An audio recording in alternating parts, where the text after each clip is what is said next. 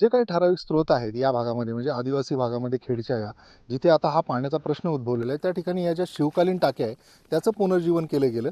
याच्यामधून काही पाणी हे या भागामध्ये पुरवण्याचा प्रयत्न केला. आता जसं पाहिलं आपण की काही खाजगी कंपन्यांमार्फत देखील बजाज पेयजल उपक्रम जे शिवकालीन टाकी म्हटले याच्यामधून ही टाकी उभारली गेलेली आहे.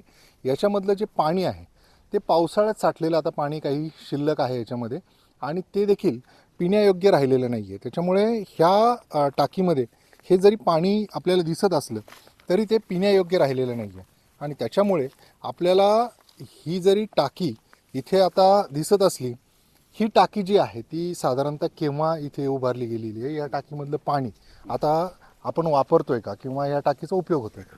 नाही ना, वापरण्याजोगं जिथं पाणी नाहीच आहे ते ऑलरेडी पिण्याजोगं तर नाहीच आहे. जीवित पाणी नाही आहे त्या टाकीला.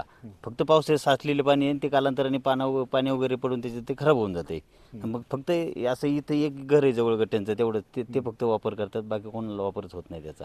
अशा शिवकालीन टाक्या किती आहेत आजूबाजूला पुनर्जीवित केलेल्या किंवा अजून नाही, काय ही पाण्याचे एक आणि एक परसुल्ला तिकडे गावात खोपेवाडला एक असे दोन तीनच ते फक्त, जास्त नाही आहेत. याच्यातलं पाण्याचं पिण्यायोग्य पाणी किंवा पाण्यासाठी राहतच नाही ना, पाणी वगैरे राहतच नाही ते पाणी. पूर्ण खराब दिसते ना तुम्हाला, खराब आहे पाणी पूर्ण. मग आपल्याला काय वाटतं की अशा पद्धतीच्या टाक्यांचा उपयोग होईल की दुसरे काय उपाय करायला पाहिजेत पाणी इथे येण्यासाठी? हो, होऊ शकतं ना, का नाही? प्रयत्न जर केले तर होऊ शकतं ना. त्याला ते अजून खोल केलं, त्याला जर वरून जाळी वगैरे मारली तर व्यवस्थित होऊ शकतं ना, का नाही होणार?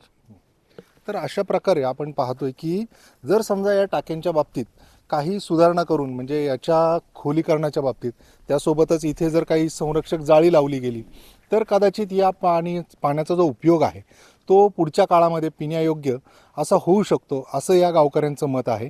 एकूणच ही सगळी परिस्थिती पाहिल्यानंतर आपल्या लक्षात येतं की ह्या आदिवासी भागांची जी काही तहान आहे ती भागवण्यासाठी आता शासनाने या उपाययोजनांकडे लक्ष देणं गरजेचं आहे.